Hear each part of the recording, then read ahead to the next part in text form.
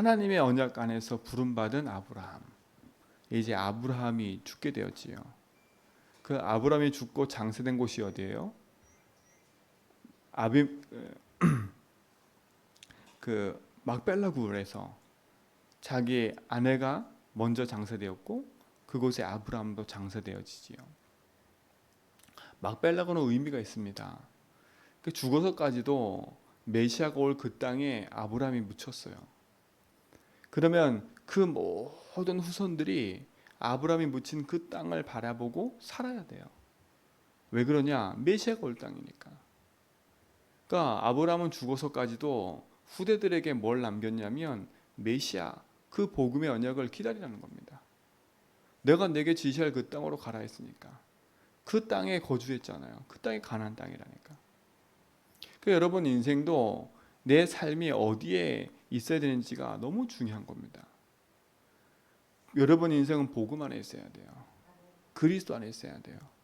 여러분이 구원받은 하나님 자녀로 하나님의 함께하는 축복을 누리고 하나님 주신 응답을 내 삶에서 누려가는 게 당연한 겁니다. 저는 우리 모든 성도들이 이 그리스도 안에 있는 축복을 누리는 참된 응답을 누려가는 증인으로 세워줄 수 있습니다. 그래서 하나님이 저와 여러분을 남은 자로 부르셨다는 거예요. 그렇죠? 그 남은 자가 뭡니까? 다 없어졌는데 남아있다니까요. 아직 뭐 때문에 남았어요?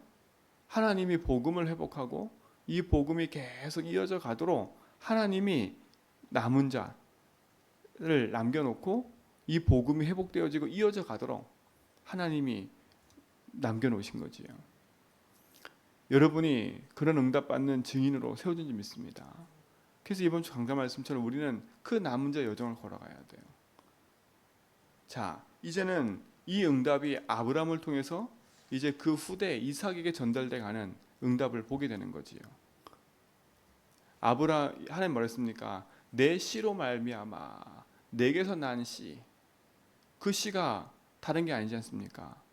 이스마엘도 아니고 다른 것도 아니에요. 오늘 보니까 또 다시 후처를 들여서 많은 족속 또 많은 사람이 많은 후손들이 태어나지요. 그러나 그 많은 후손 중에 하나님 택한 사람은 누구예요? 이삭이니까 이삭. 언약의 바톤이 아브라함에게서 누구에게 전달되는 거예요? 이삭에게 전달되는 거예요. 이삭에게. 하나님의 응답이 복음 안에서 우리의 삶을 통해서 우리 후대에게 전달되어지고 그 후대는 후대에게 전달돼 가야 돼요. 정말 우리가 기도할 건 뭐냐면 진짜 이 오직 복음이 이 하나님의 언약이 우리 후대에게 그대로 전달되어져서 이 언약의 여정이 끊이지 않도록 우린 기도해야 됩니다. 하나님이 주신 축복이 우리 모든 성도의 삶에서 누려지고 참된 응답이 시작될 줄 믿습니다. 자, 11절에 보세요. 아브라함이 죽은 후에 하나님이 그 아들 이삭에게 복을 주셨고 이삭은 브헬 로헤 근처에 거주하였더라. 아브라함이 죽은 후에 누구한테 하나님이 복을 주세요 지금? 이삭에게요. 그러니까 하나님의 언약이 이삭에게 전달되어져 가는 거예요. 여러분이 그 축복을 가진 증인인지 믿습니다. 근데 그 언약 붙잡은 이삭의 삶을 한번 보세요. 그게 19절부터 나오는 겁니다. 아브라함의 아들 이삭의 족보는 이러하니라. 아브라함이 이삭을 낳았고. 여러분 성경의 중요한 장마다 나오는 게 뭐였어요? 족보였어요. 족보. 왜 족보를 기록했을까요? 이게 중요한 거예요. 언약이 지금 어떻게 흘러가고 있는지 그걸 명확하게 보여주는 겁니다. 명확하게 보여줘요. 자, 이삭의 족보는 이러하면 하나 그려놓고 이삭이 리브가를 맞이했어요. 그래서 임신하지 못하는 걸 알고 이 이삭이 하나님 앞에 기도를 하지요. 참 이게 중요한 겁니다. 인본주의 쓴 게 아니야. 이삭은요. 여기 보세요. 이삭은 40세에 리브가를 맞이하여 아내를 삼았으니 리브가가 밧단 아람의 아람 족속 중 부두엘의 딸이요 아람 족속 중 라반의 누이였더라. 21절 이삭이 그의 아내가 임신하지 못하므로 그를 위하여 여호와께 간구하매 여호와께서 그의 간구를 들으셨으므로 그의 아내가 리브가가 임신하였더니. 보세요. 이삭의 삶은요, 자기 인생에 도저히 안 되는 그 문제를 하나님 앞에 가지고 나온 거예요. 그를 위하여 기도하며. 그 인본주의 쓴 게 아닙니다. 하나님 앞에 기도했지요. 더 재밌는 건 임신을 했거든요. 임신을 했는데 뱃속에 두 민족이 있는 겁니다. 쌍둥이죠. 자, 근데 자 보세요. 22절에 보니까 그 아들들이 그의 태 속에서 서로 싸운지라 그가 이르되 이럴 경우에는 내가 어찌할꼬 하고 그랬어요. 그렇죠? 이럴 경우 내가 어찌하지? 이게 이삭의 신앙인 겁니다. 여호와께 기도했어요. 이럴 경우는 어떻게 되지? 이럴 경우 어떻게 되지? 여러분 인생에 다가오는 문제 사건 앞에 복음을 갖고 적용하고 주님께서 뭐라 하시지라는 질문들을 늘 하셔야 돼요. 그러니까 이삭은 하나님께 질문한 겁니다. 이럴 때는 어떻게 됩니까, 하나님? 그렇죠? 자기 생각, 자기 기준, 자기 방법이 아니라 주님께서 뭐라 하시지? 주님이 이럴 때는 어떻게 됩니까, 하나님? 이게 참 중요한 신앙인 거예요. 그러니까 하나님이 답을 주시잖아요. 여러분, 하나님께 기도하고 하나님 주신 답을 얻는 게 축복인 겁니다. 우리는 생각이 복잡해지고 마음이 복잡해지면 이런저런 걸로 갈등하는데 그럴 필요가 없어요. 생각이 복잡하면 단순하게 딱 복음 붙잡고 답 내버리고 하나님께 질문하면 돼요. 주님, 왜 나에게 이런 일들이 일어났습니까? 주님께서 원하시는 게 뭡니까? 주님이 나의 주인이신데 주인께서 원하는 게 뭡니까? 그렇죠? 그게 축복이고 응답인 거예요. 그래서 여러분에게 늘 복음 앞에 답을 내고 복음으로 내 인생을 재해석하고, 그렇죠? 그 복음 가지고 하나님께 질문하라는 겁니다.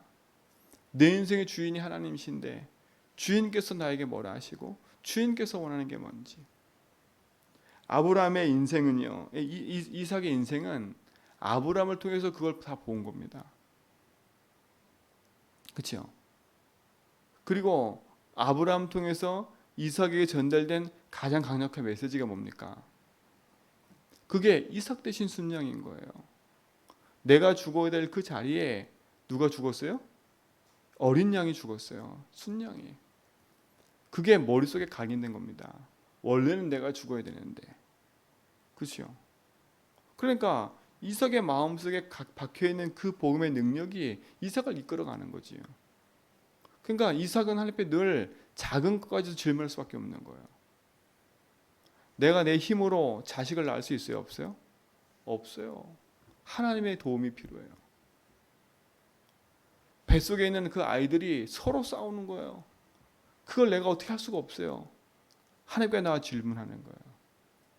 여러분이 이 새벽에 인터넷으로 말씀 듣고 또 함께 기도하는 모든 분들도 아침의 기도는요, 이렇게 저렇게 막 복잡한 기도하지 마세요. 하나님 이 시간에 보좌의 능력으로 충만하게 해주십시오. 주님이 나의 주인이십니다. 그렇죠? 그 주인이 내 인생의 그리스도임을 고백하고 그 주인께서 주신 힘을 누리는 시간 가지라니까. 이 시간은요, 복잡하게 막 이런저런 기도하지 말고요. 오늘도 하나님 나를 남은 자로 부르셨는데 그 남은 자의 여정을 걸어가도록 내 삶의 주인 되어 주십시오. 오늘도 나는 인생에 돈 벌러 가는 인생이 아니라 남은 자의 여정을 걷는 인생으로 오늘도 내 가는 흐름 속에 주님이 주인 되어 주옵소서. 그렇죠? 하나님 능력으로 오늘도 충만하게 해주십시오. 그 기도를 하라니까요. 오늘 만남 모든 일을 놓고도 똑같이 기도하는 거예요. 주님이 이 만남의 주인 되어 주십시오. 오늘도 이런 일이 있는데 이런 복잡한 일 속에도 주님이 주인 되어 주십시오. 그렇죠? 그게 축복인 거 아닙니까? 오늘 그 응답이 여러분 속에 있기 바랍니다. 이삭의 고민처럼요. 이럴 경우에는 내가 어찌할꼬? 이럴 경우는 내가 어찌해야 될까? 그러고 나서 뭐라 했어요? 여호와께 묻자온대 이거예요. 묻자와야 돼요. 그러니까 뭐라 해요? 23절에 여호와께서 그에게 이르시되 두 국민이 내 태정이 있구나. 두 민족이 내 복중에서부터 나누니라. 이 족속이 저 족보다 강했고 큰 자가 어린 자를 섬기리라. 그렇죠? 벌써 뱃속에서부터 하나님이 언약하신 그 응답이 이루어진 겁니다. 두 민족이래요. 이게 얼마나 큰 축복인 겁니까? 여러분도 진짜 하늘신 언약 붙잡고 기도하면 하나님이 주신 그 응답의 여정들이 이루어짐을 보게 된다니까요. 근데 자식이 태어났는데 어떻게 태어났어요? 한 자식은 붉고 전신이 토롯 같아서 이름을 에서라 했고, 그렇죠? 그 후에 나온 아이는 손에서 에서의 발꿈치를 잡았으므로 그 이름을 야곱이라 하였으니 그랬어요. 에서와 야곱 얘기는 거죠 이제. 근데 이 뱃속에서부터 이 야곱은요 싸움을 시작한 겁니다. 그냥 발꿈치 잡고 나온 게 아니에요. 서로 먼저 나오려고. 오늘 27절부터 34절까지는요 그 야곱과 에서에 대한 얘기가 나오는데, 여기서 나오는 중요한 키가 뭐냐면 장자의 장자.